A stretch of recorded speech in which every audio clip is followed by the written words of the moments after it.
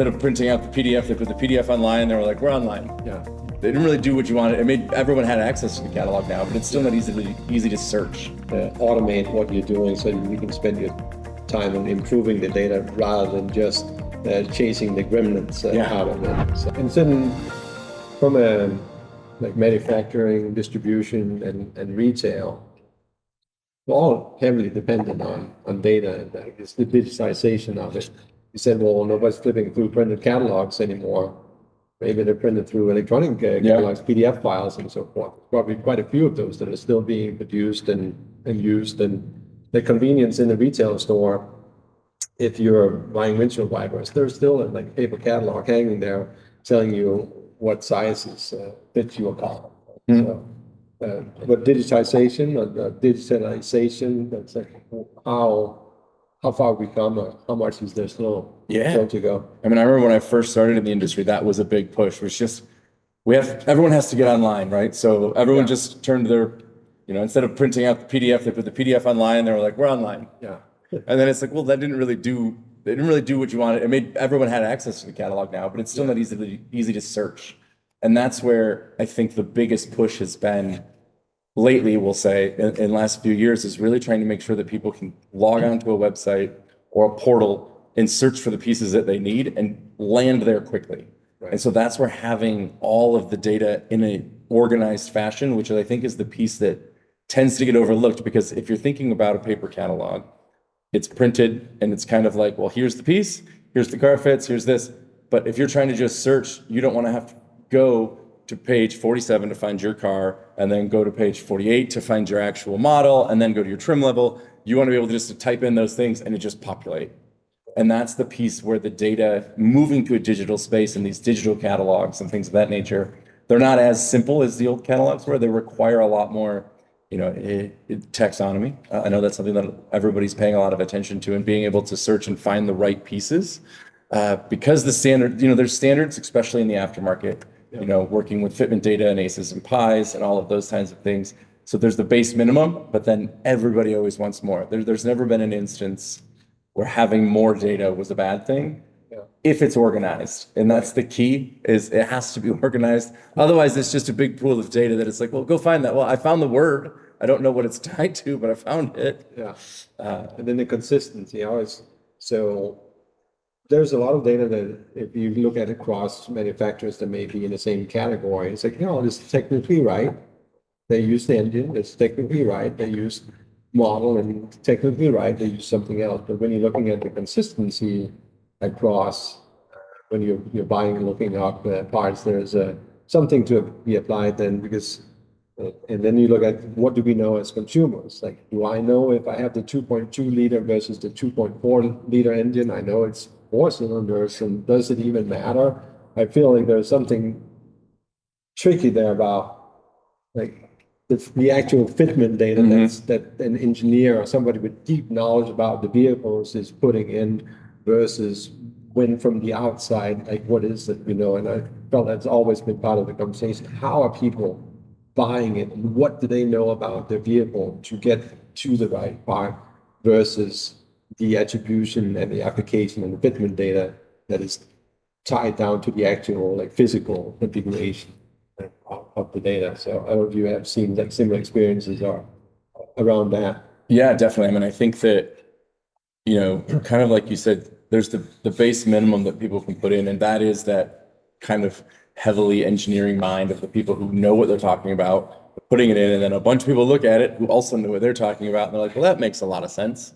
And unfortunately, the person who's buying it, like if I'm buying something for my car, for instance, I'm not going to know much more than the base level of what my car can do at any given time. And so kind of being able to draw everything back to those really simplistic terms is something that I think it needs to be more focused on, if it's not already being focused on in the e-commerce space, especially for the DIY people. Do it for me. They're closer, right? Yeah. They do deal with these things every day. They're used to it. So you can be a little lax, but as you continue to put it more and more in front of the consumer, the end consumer, I should say, the simpler it has to be, simply because they don't deal with it every day. It's not, they're not constantly studying engines and studying, how does this impact this? Right. So I think that it's really important to make sure that it's easily accessible to the average person, if that makes sense. Right. Yeah, absolutely. Uh, so, and another thing about, or not necessarily one thing about automotive, but at the end of the day, it is products. So there's something unique about how you buy it and how you do it. But at the end of the day, it's just product with all the complexities that you have in other industries as well. So it's like it's automotive manufacturing. Well, you're a manufacturer, so you're still dealing with parts and all the specification and the warehousing and whatnot about that. And same in distribution and retail. So just because there's automotive specific requirements that are really important, let's not forget that 80% of the work is actually dealing with the core product data, the digital assets and so forth. And that's really not unique to automotive. So there's things that are unique to automotive, and then there's a lot of things that it has in common with their siblings in manufacturing and distribution and retail. And sometimes I feel like that's missed and it's overshadowed by some of the aftermarket data standards versus like, hey, I just also have to take care of the core of our business. So.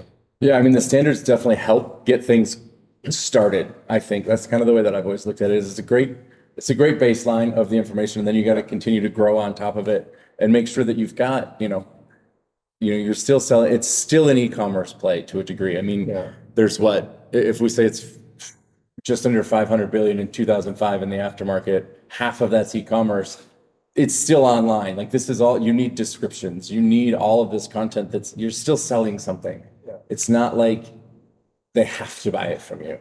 And that's where sometimes I feel like the data gets overlooked of like, well, it's a broken piece. They don't have to. There are like 4 different people that make that particular piece. So now you're competing on, just copy and explaining why do you deserve to, be the manufacturer for them.